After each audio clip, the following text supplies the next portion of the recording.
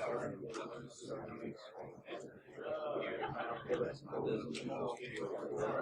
we're good to go.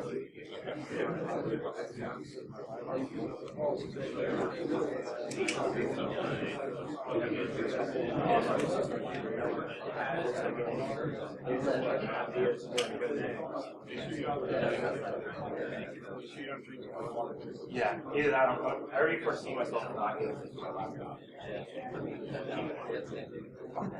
All right, good morning. Welcome to our first red team talk of the day. If you are here for the blue team talks, you're in the wrong room. But welcome everybody, glad to have you here. Our first speaker is Chris Truncer. Chris is one of the developers of the Mail framework. He's going to give us, he works for Varus Group. Varus Group. He's going to give us talk titled Pentester++. So welcome, Chris. Thank you. This is actually my first time down here at Augusta and at BSides, so kind of saying that I really like it so far. So it's been a lot of fun. I'm really looking forward to the different talks today. So this talk is called Pentester++. It's kind of going to go over my journey from a sysadmin where I've had no development experience to a Veil developer where I still basically heavily rely on that guy right up there.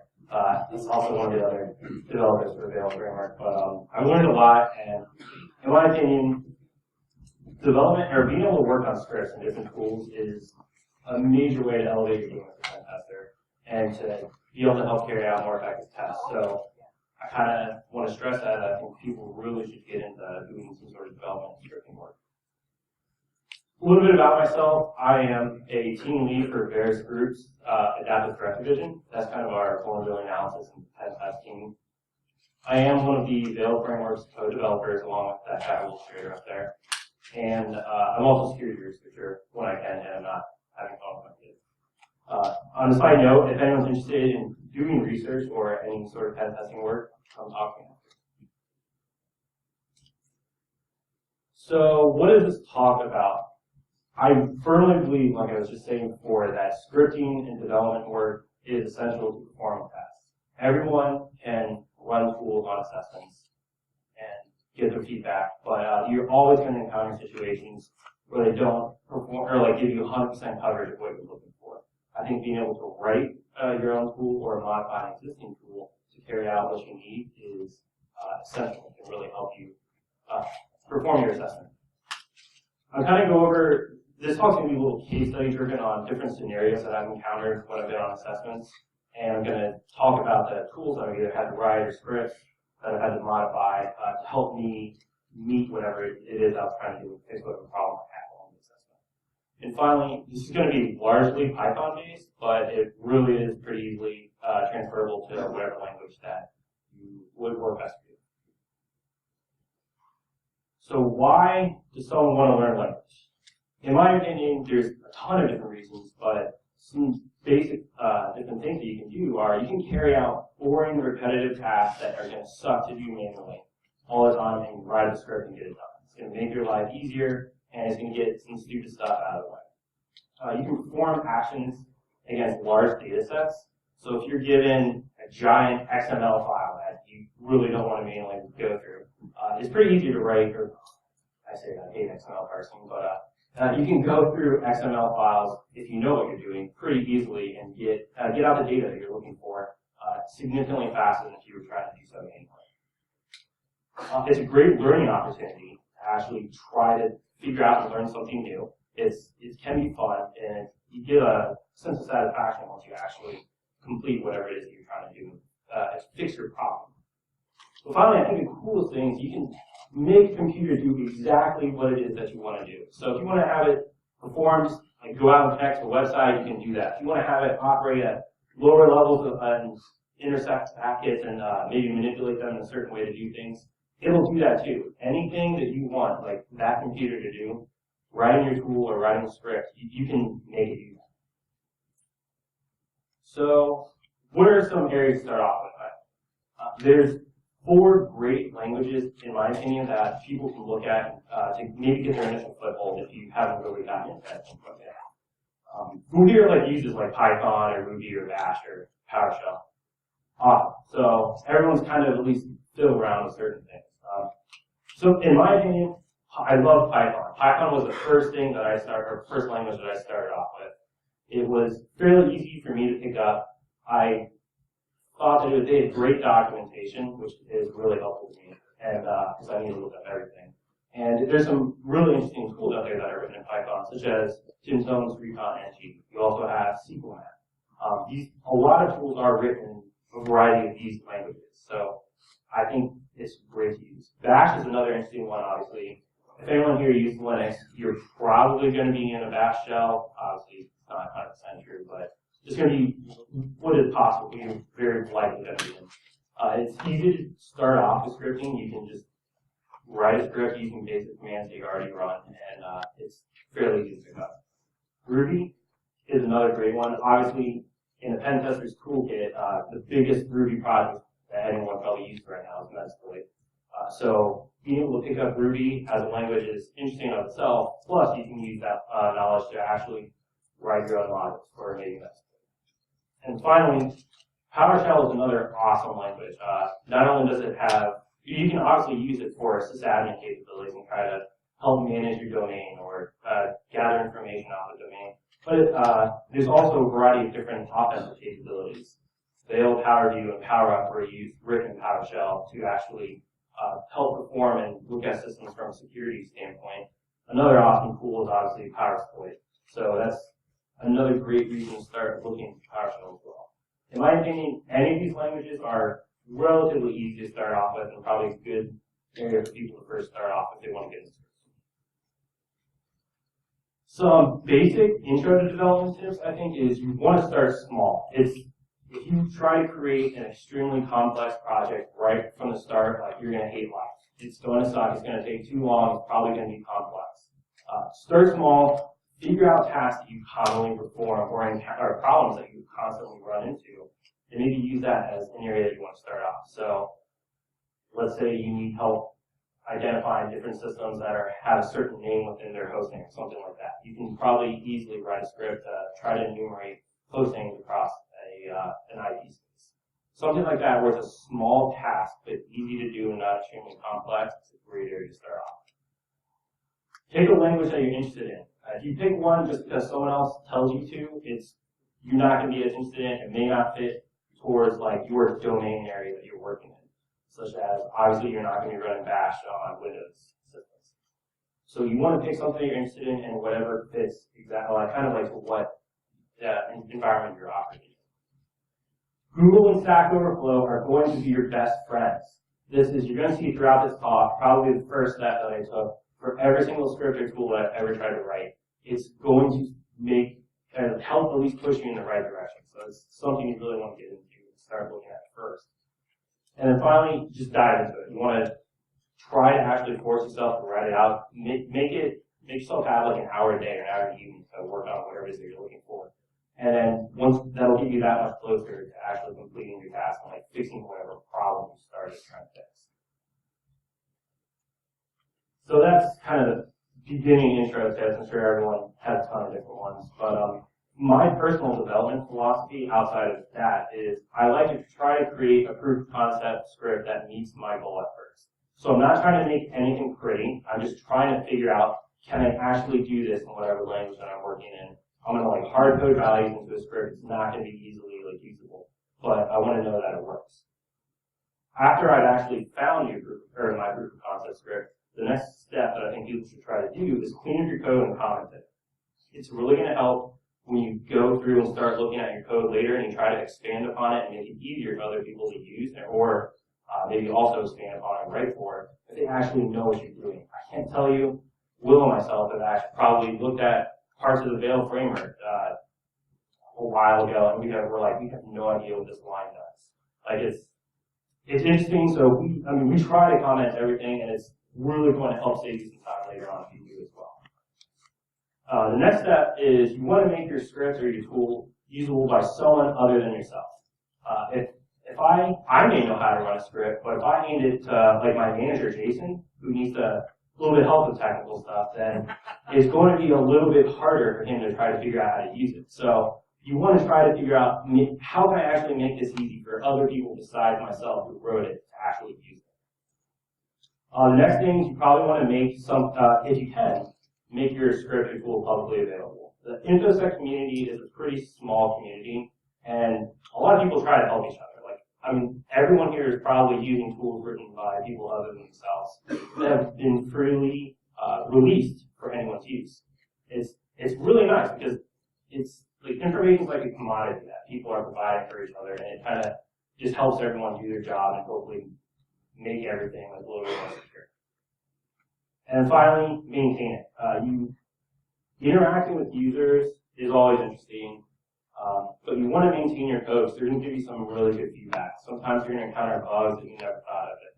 It's a weird edge case people would do. They're going to give you ideas for certain features that you never would have thought of that really helps and can make your script or tool better.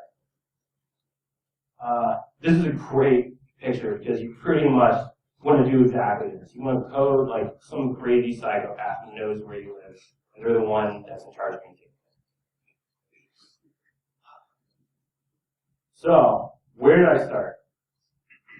I really didn't have, so like I said, I came from a sysadmin background, didn't really have development. I wasn't a CS major, and so I didn't have that scripting knowledge, really, if you will, or really any sort of development knowledge. And I'm a Nova hacker, and on our Nova hacker mailing list, some people actually came out with requesting for pen testers and red teamers to help carry out a practice CCDC event. And so they wanted us to basically just volunteer time, go on site, and then just act as the CCDC red team. And so I was like, I volunteered for that, because I thought it'd be really cool and just something to do on a weekend. I talked with Rob Fuller-Bubitz, who's actually on the national CCDC team, for some pointers, because I'd never been involved in CCDC at this point. And he gave some really interesting stuff, such as you want to get scripts ready to go and ready to fire, basically right from the get-go.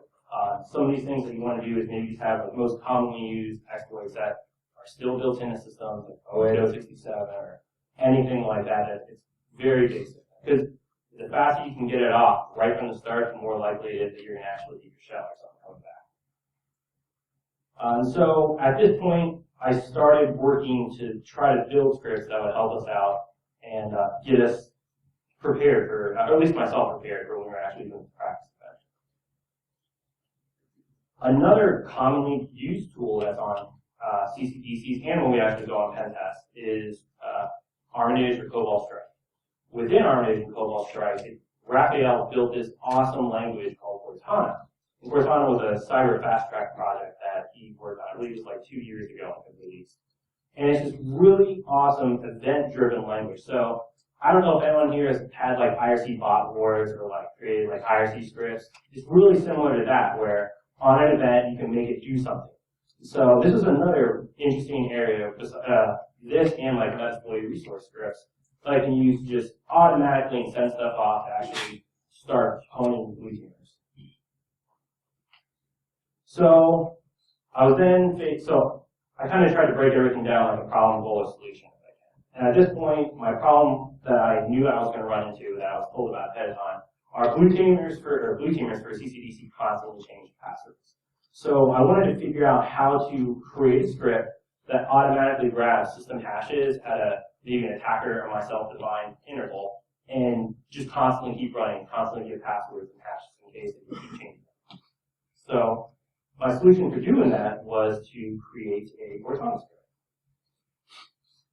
So you want to start small when you're writing scripts. And in this case, I wanted to figure out, okay, what am I actually going to need to do to perform these constantly dump hashes? So I know I'm going to need to get system privileges.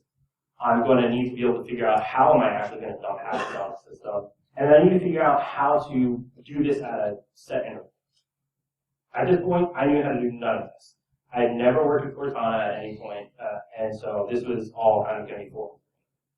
So Rappy actually has an awesome GitHub repo, which is linked here. I'll release these slides later so everyone can see them, that contains a ton of different Cortana scripts. Seeing as I had no idea what I was doing, this was my first place that I actually wanted to go to. And I realized that not everyone's probably able to read this, so I'll try to just get the gist of what it is. This top screenshot here actually lets me know, okay, there's an event that's out there called session. So whenever like a pen tester receives a session, that's like your first compromise of that machine. So I'm able to figure out when I, as a pen tester, receive a session, there's a check that I can run is, hey, is this session actually like Windows Interpreter? Awesome, okay, if it is, then I also was then able to figure out, hey, I can run certain commands on here. Like, I can figure out what level of privileges that I have on that box. I can then tell it to try to get system on that box. I can then check my privilege again real quick to make sure that I'm system. And then I can also actually hash them from that box. So literally from this single picture, I was able to figure out a single script. I was able to figure out how to check if I actually do receive a session. Then once I hit that event, is that Windows Interpreter? And if it is, then okay, let's start running a command. This next screenshot down here below actually, so there's this command called heartbeat of 30 seconds. So what this actually does is every 30 seconds, it'll run whatever I'm telling it to run underneath that. So that's awesome because I probably figured out really close actually how to do what it is I'm looking to do. I figured out how to check if I have a session coming back, if it's Windows Interpreter, and actually then get system, dump hashes, and then do it every so often. And that's kind of, I just looked for a few more examples on how other people were doing it.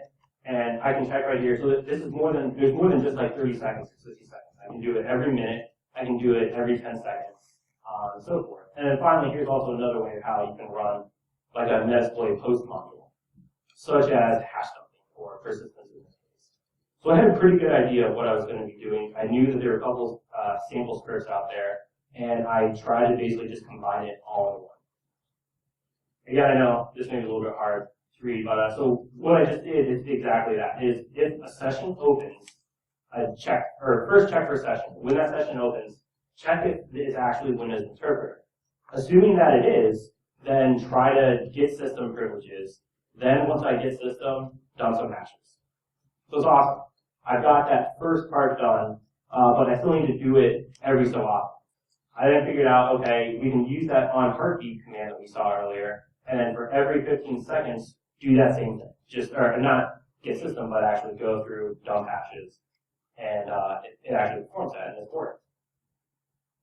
So it's really interesting to me because I got my feet wet in a language or a scripting language that I've never worked in before. I met the goals that I had outlined where I figured out how to obtain system privileges, how to actually dump hashes, and how to do it every so often. And I also made life a little bit harder for CCDC booters. So it was fun, and it was a quick thing. This probably took maybe 30 minutes to about an hour just trying to figure out how other sample scripts are using it or doing this out there, and then adapting it to my use. This is a great way to first get a quick win when you're trying to write a script. Is pick something super small that you can base off of other example scripts out there, and then just repackage it and make it easier to perform what you need to do. So that was awesome. I got my first tiny script done, but I knew I wanted to learn a little bit of Python because I probably knew about 10 lines of it and used basic functions, and that was more than any other language that I knew out there at the time. So I decided to give a shot at Python. With that said, I think when you try to work to write something from scratch, again, you kind of want to go back to that philosophy. You're trying to find a minor problem that exists at work. Let's say you commonly are given a ton of XML data or like tool results, and you want to put it into an Excel file. Well, it's going to suck if you have to do that manually against a large set of data. But if you can do something small like that, or relatively small, and figure out how to automatically script creating that into an Excel document, it's going to make life easier.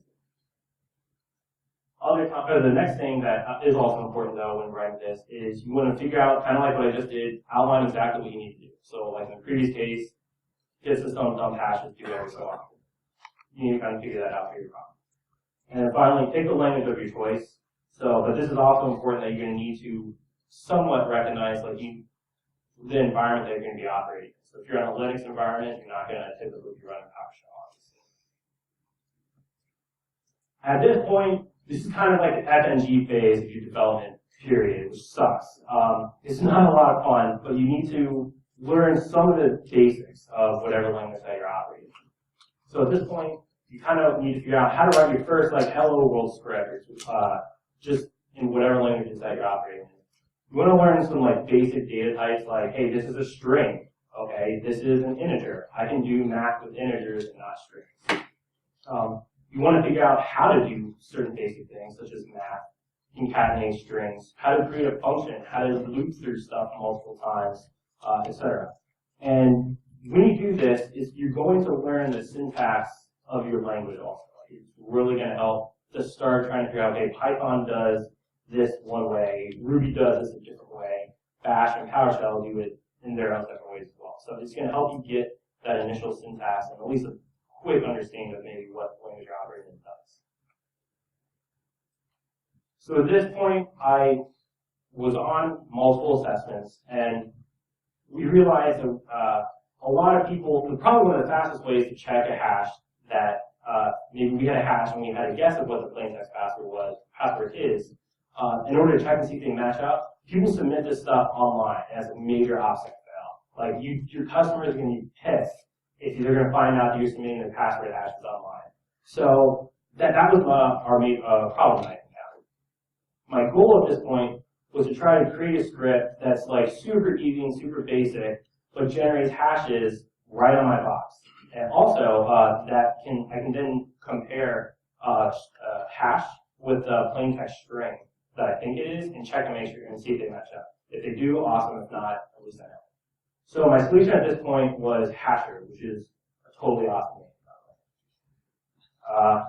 So the first thing that I did when actually trying to do this is I went to Google. And Google is my best friend, and it pointed me right to Python, their documentation, and Stack Overflow. And there's this, library called HashLib there that actually does exactly what I needed it to do. So in this case, like you can kind of see, I'm just importing this library. I'm telling it, hey, I want to create an MD5 hash, so that's going to be pretty simple. I then give it a plain text string, which in this case is a lot of API junk data, or you can put JSON frank or whatever it is that you want inside of it. And then just output the hash, and I have exactly that. So I have my proof of concept script essentially right here. Like it's not easily usable, but I know it works. So that was my first step that's really important to make sure that you're not wasting your time when trying to do something. So at this point, I kind of figured out the basic functionality of how to do what it is that I'm looking to do. The next step that I wanted to do though was to try to figure out, okay, how can I make this usable by others, not just myself? So one way to do it is I can add a basic menu structure where, hey, what do you want to do? You want to generate a hash or compare a hash with a plain text string. Okay, so you do make a choice. I also wanted to generate functions that would, the functions, that would be what's picked in the menu. I also wanted to give the ability to generate multiple different hash types. And so you can pick that from the menu. But also one of the biggest things that you need to do when doing this is prepare for users in their usability, or in what they're going to do. And people out there, your users, are going to figure out how to crash your scripts and how to make it break in ways you've never imagined, you've never thought of. It's going to happen. It's amazing how people use stuff. So one thing that you're going to end up doing and probably seeing is error checking within your code is going to be probably half of your code. Like that proof of concept script right there is probably 4 lines, but it's probably going to be like 20 or 50 to actually check, hey, are they actually giving me like a valid menu option? If I have 1 through 10 and they give me a letter Q, like I need to catch that. You don't want a user to be able to crash your script or your program, especially if this is something that you're going to be publicly releasing, because in my opinion, the lack of usability or making sure that it actually does what you want it to do is going to be the death of a project. Because if I'm on an assessment and I need something and it doesn't work, I'm not going to rely on that in the future. So I kind of look at this, look at how as an attacker, like, could I use this script? Like, what would make things easier for me? And so one of the things was adding command line arguments, because I didn't want to have to go through a giant menu every single time just to generate a single hash or compare them. Doing so makes it easy to actually just quickly use whatever your program is, and then people can script up your tool and make it run really fast and do it, perform whatever your tool is supposed to do over a large set of data within a short period of time, which is having you go through and spend 10 minutes operating for the menu, or going through the menu. So at this point, I want to figure out, okay, how can I add command line arguments to this? So I go right back to Google, and Google takes me right back to Python's documentation. There's this library out there called hardparse. It makes life really easy, where you can really easily define basically like your command line options. So I figured out, hey, I can actually give it like, tell it to either generate a hash or compare a hash. And I can do that all through that command, or figure that out based off the commands that the user is actually setting. And so this is kind of like a quick example script that I found where it was actually right in the documentation for doing that. And so by figuring out and like just looking at this, it's fairly easy to like look at, where you just give it the name, you give it a description, and then when a user runs like -h, so they don't know what your tool does, it gives a really easy to use menu and prints it out for people to look at. And so this is what I did. I basically took this sample code that was there and just changed it to, instead of the add, just like generate. And then I gave another option for like hash type, where people could add like MD5. And then one more final option for like plain text string. And so then the person would enter their generate, they would have hash type of like MD5, and then the string is like, I'm here, and it'll pop out your actual MD5 hash. So at that point, I figured out how to add command lines to the tool, and I did so, and it was actually really simple to do. It actually then can support multiple hash types, because when looking further into hash lib, it was just as simple as changing MD5 to SHA-1, so I can get a SHA-1 hash. So it's super simple to do, and their documentation made it really easy for me to look at and figure out. I also then had added the ability to not only generate the hash, but then actually compare the plain text hash, or plain text string with the hash itself. And one thing that I thought was important was I was not actually trying to crack hashes. I'm not trying to beat Hashcat out there, because that would be a losing battle.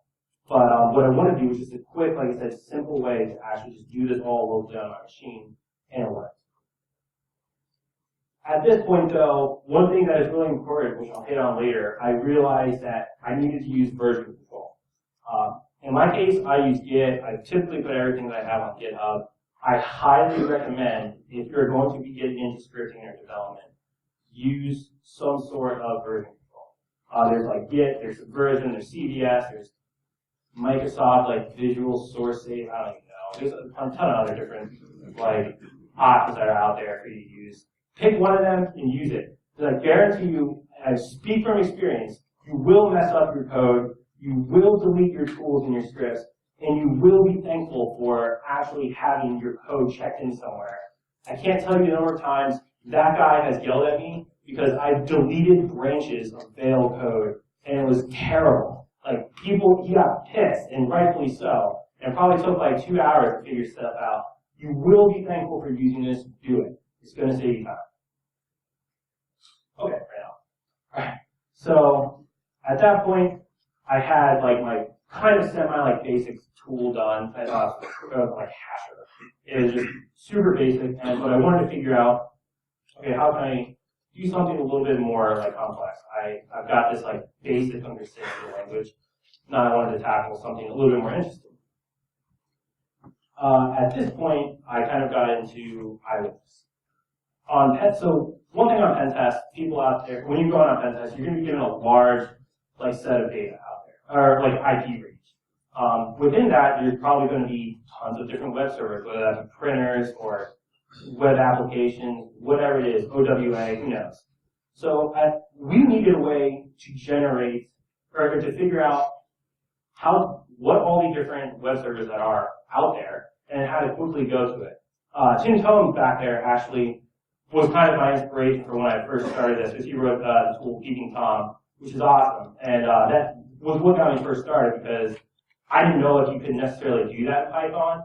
And at that point, he created basically an obvious tool, so I knew that it was possible. So one thing my goal that I set out when trying to do this was obviously to create a tool that can screenshot a variety of URLs. I wanted it to generate a report. I wanted to actually try to identify default creds of web applications. So web app has or a printer has like a password admin by default. I wanted to have the tool actually give that to me in the report, so I don't waste my time actually having to look that up for that printer or for each respective application. And And finally, I kind of wanted a challenge. I wanted to try to figure out how to do this myself, and it was my challenge to do at the time. So at this point, again, I went straight to Google. I wanted to figure out how to take a screenshot of a web application in Python. One of the first things that it sent me to was, well, you know, Stack Overflow. Stack Overflow was talking about, hey, there's this awesome library called Ghost. Ghost makes it super easy, especially looking at this thing right here, where I can just import the library.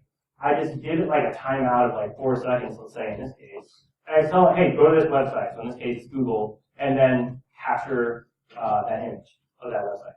To me, that was super easy and exactly what I wanted for something when I was first trying to get into Sephora, something a little bit more complex. So I checked out Ghost's website, and they have a lot of great like example code out there that I can look at, and I figured out that they have exactly what this was, the capture to function right in it, where all you do is once it's actually gone to a website, you do capture to and it'll save it off. So my next step is creating my proof of concept. I needed to know that this actually worked. And so that's exactly what I'm doing right here, is where I'm importing Ghost.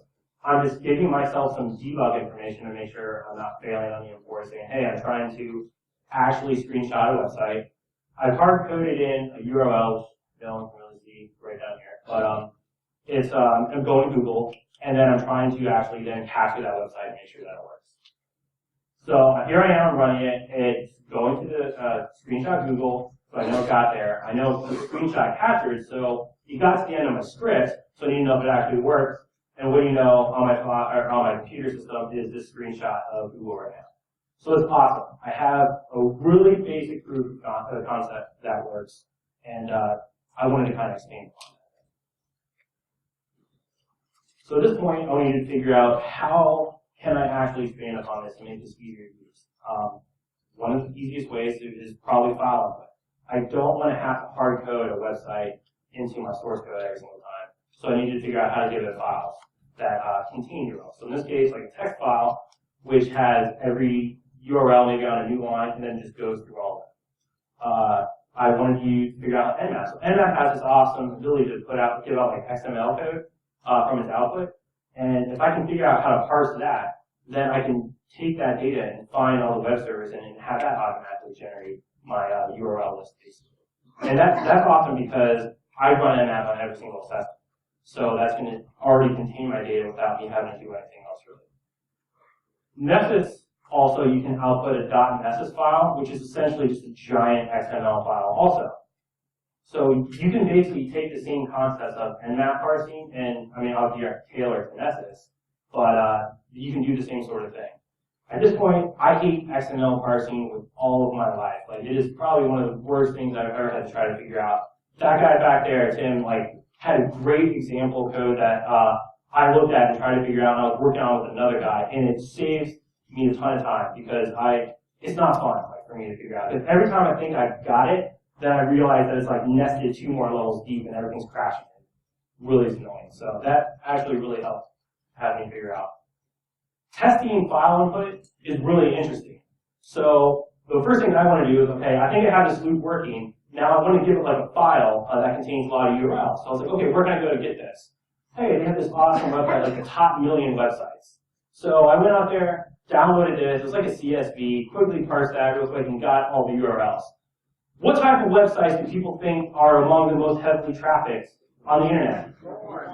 Yes. Doing that at work is not a good idea. I don't recommend sending your tools to porn sites while you're at work. Somehow, I didn't get in trouble, but it was interesting. So, yeah. So that was some basic improvements that I wanted to add to this tool, but I also wanted to figure out a couple other things, okay? So I had a suggestion where I can do some basic port scheming, where, again, Nmap does this 1,000,000 times better than I would ever try to hope to do. But if there's a quick and easy way to check if like 80 and 443 is open, then hey, let's add that in, and then I can use that if I need to. I want to do the report generation still. I still needed to add signatures for default threads. And I was actually given a suggestion for user agent switching, which I hadn't initially thought of. It was an awesome idea. I thought. So, like in this case, Ghost, I believe I have it configured right now to set up. It impersonates an Internet Explorer browser.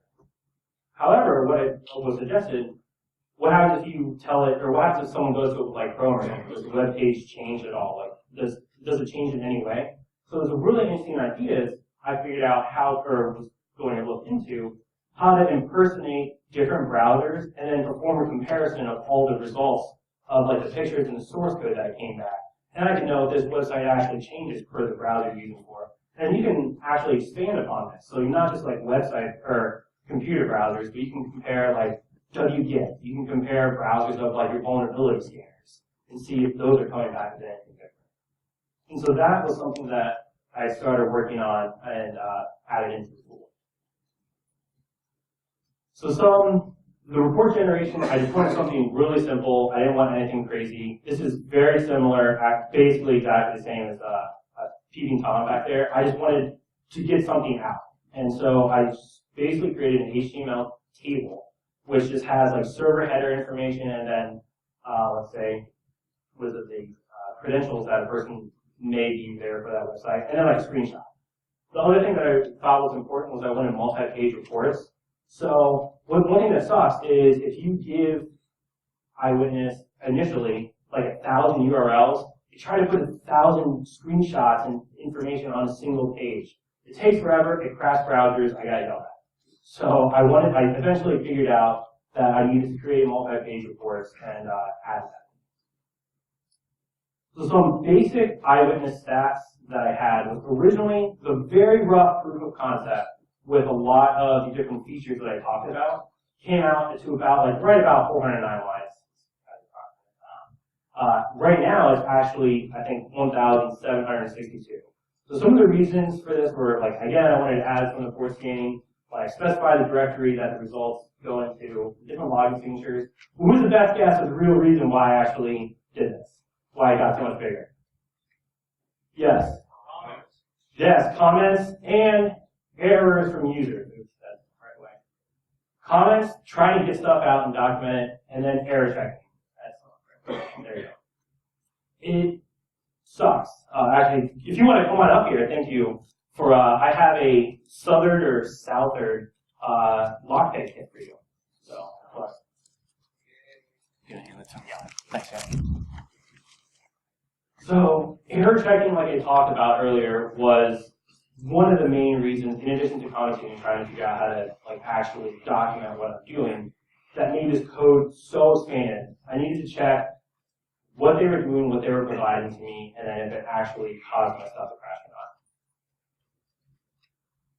So finally, I think for probably your most complex scripts and tools you're going to work on, you want to find something that you're really interested in, really passionate. And that's actually what I was lucky enough to do recently, where I tried to find my true call. The Veil framework. For us, we run assessments all the time. I'm sure many different pen testers or people out there have encountered the same thing, that antivirus sucks. It doesn't catch malware. Malware is always still getting around everywhere. People are still breaking in through it. But it does catch pen testers. It's ridiculous. It doesn't help at all with us. So we need to try to figure out a way, how can we get around antivirus solutions out there, as many as we can, as easily as professional malware authors. And what ended up being the solution was a Python-based framework that we use that generates payloads that can either inject shellcode into memory or act as like an interpreter stage or on a box. So at this point, I was in way over my head. I knew that what I was going to be trying to do was going to be fairly complex, and I could get some of it, but I knew the concept of doing everything was going to be beyond me. So I actually had the opportunity to team up with Will right there and another guy that I work with, called Mike Wright, who also goes by my student. Some of the important things that we discovered when teaming up is that version control is going to be really important, because all three of us are going to be working on this code base at different times from different areas. We need to have a central area to manage everything. So we needed to know how to make sure we don't overwrite everything. We're using Git, again, whatever works for everyone else, whatever, make it work. but do it. Another big thing that we had to prepare, and that I will state, is when working on a project in a team, prepare for directional differences. People were going to want to have different goals, and this is something that you need to figure out. Like, everyone needs to sit down and actually talk about what it is that they want to do, what it is they want to write, and what goals they want to make sure that they achieve. So at this point, Mike and I had started looking into doing antivirus evasion as like real low level like assembly sort of work, and we had limited success, but it wasn't perfect. It didn't work constantly all the time. And we were nudged by Will, hey, maybe we should look into a different area. Like, instead of trying to work at that low level, why not figure out like how to just execute shellcode in like a different language, like Python. So it was the first thing we did. Hey, let's check out Google. Google actually says, I Google search for how to execute shellcode with Python, and there's this awesome blog post right here. I went to that. I didn't take a screenshot of it because it's been way too tiny to show up on this in the slide deck, but you can do that search, the same blog post will come up. It's literally a proof of concept code on how to execute shellcode in Python. It's completely written out, and you can just copy and paste your shellcode right in and replace what he has in there, and it does it. So it'll run everything, and the funny thing is, it works. It bypasses antivirus. Like, this simple thing, just changing the language that you're doing something to Python, worked. And we bypassed MSE, we bypassed like McAfee, like Symantec.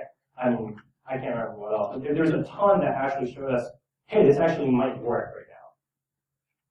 So we had a really rough proof of concept of what we wanted the final like output to be of our payload. So what was next? We wanted to research different obfuscation techniques that we can actually use to try to hide our shellcode. And some of the ways that you can do this is, hey, check out like existing malware. Like, what are these guys trying to do? Are they trying to encrypt their stuff? Are they trying to like just change something around? And we can also do some research on like encryption routines that are available like in Python. So in Python, it's fairly simple to AES encrypt stuff. So hey, maybe we can hide some of our shellcode or the meat of the code, and that'll help bypass like superficial detection of our payload. We wanted to figure out how to generate files off of a template. Now, at this point, we also obviously knew that we couldn't create it too templatized. I don't know, that's a real word. Because if it was too much based off of the template, that's something that obviously people are, and AV vendors going to be able to detect off of. So we didn't want that. And we realized, I was basically told, hey, a framework is probably going to really help make this easy at this point. Finally, we also wanted to automate as much of this process as possible. And I probably should really use a framework. So what did I do? We released 1.0, and it wasn't a framework. It was a single small script that had a limited amount of payloads, but they worked. And it worked probably better than it should have, because the stuff that we were doing was super basic and simple. It, again, was just either having the raw shellcode in the file or just like AES encrypting the shellcode. So at this point, we need to figure out how can we actually improve upon this and make this better. The first thing that we realized, we didn't want to make this a single script. Maintaining a single script across everyone can be a pain, and it's not extensible like at all. It's just a giant pain to have to work with. And so again, we're like, hey, a framework might be really nice. And at this point, like, Will really kind of acted as my mentor, because I was still learning Python at this point. I probably had been using Python and like trying to write in it for about like 6 months, maybe a little less than a year, and I was still learning. This guy has a lot of time, like development knowledge that I didn't have. And so he really acted as like my mentor and helped make writing stuff significantly easier. That's something that I highly recommend everyone do for writing a complex tool, is find a mentor. Like, having someone to bounce ideas off of is invaluable. Like, you're going to learn a lot from another individual. If it is only in how they approach the problem or whatever it is you're trying to do, like, they're going to see it in a different way, which is easy to look at. So at this point, this guy didn't sleep. Mike and I had our own code. He had another code base where he was doing everything he was nudging us to tell us to do. He combined both of our code bases into a single framework over a week. It was incredible. I don't know how he did it that fast, but he figured it out. I took this as an opportunity to try to learn from existing code, and by that, was really looking at the results of his output and trying to understand how frameworks are made and look at it and figure it out. And so that came out with then, we had Veil 2.0, which this was June 17th. This was actually released.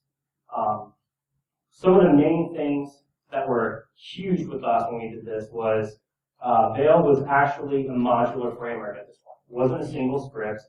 You can actually drag and drop your payloads into certain directories. So let's say you create your own payload, you can just drop it into our folders, and it will get picked up by the framework automatically. It's language agnostic, so it wasn't specific to just Python. We could do stuff in PowerShell, C#, C, etc. Check out actually his talk later today because he's going to go over some of the stuff that we figured out on like how to hide and evade a lot of the different things that we were looking at, that we were coming across in our evasion capabilities when we were testing, trying to figure out. Veil was also now easily extensible because it was something that we created functions and libraries that other payloads could actually use within the framework. And then we had big UI focus where we tried to make it usable through tab completion, command line flags, etc.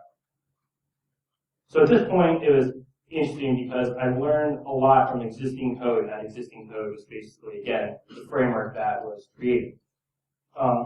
You're going to learn a lot from having to figure out how to develop as a team, and you learn proper version control. Don't delete branches. Trust me, don't do it. So the Veil framework ended up, Veil was actually renamed to Veil Evasion because we moved more toward a framework that we were trying to create where it associates a large variety of tools that are in it. So again, what we're trying to achieve now is we're trying to take pen testing tools and try to bridge the gap between red team capabilities, what they have, try to meet somewhere in the middle or get close to it. Within Veil Evasion, or the Veil framework, we have Catapult, which has since been deprecated, but was our payload delivery tool. Veil PowerView, which is a PowerShell network situational awareness tool, and then Pillage, which was actually just released by Will at DEFCON last year, which has a whole talk in of itself. Like, I'm not even going to give it justice by trying to talk about it now, but it's a modular post-exploitation framework that you can actually use. And so the state of the Veil Evasion right now is it's still maintained. This is the final thing that I've been talking about, is you want to maintain your project. We still do it. We have what we call V-Day, where the 15th of every month we release a different payload. It's our victory over antivirus, because antivirus is terrible. We always extend the framework by adding a new payload, giving it a different capability. Something always comes out on the 15th of every month. And we're still hoping for community involvement in it. So if anyone wants to submit a payload, you will actually be the first person from the community to add something to the Veil Evasion code base. So, that's kind of the end of it. It really helped me get into development by trying to figure out something that I'm passionate in and that I'm interested in. It made life a lot easier because I was actually interested in it versus being told to do it. You want to start small and finish it because starting small, you're going to get those quick wins of actually having finished your script or your tool. Make it usable and stable. Again, the death of your project is going to be it crashes all the time when people need to use it. And finally, maintain it. Enjoy doing it. Like, you're going to deal with users, but you're also going to learn a lot and add some new features that you never would have thought about because your users out there. If you have any questions, you can hit me up on Twitter. A lot of the scripts that I have that I kind of went over are on my GitHub, which is right there. You can always shoot me an email. And for anything, questions, Veil framework related, you can just check out our website and hit any of us up. That's about it. Thanks a lot.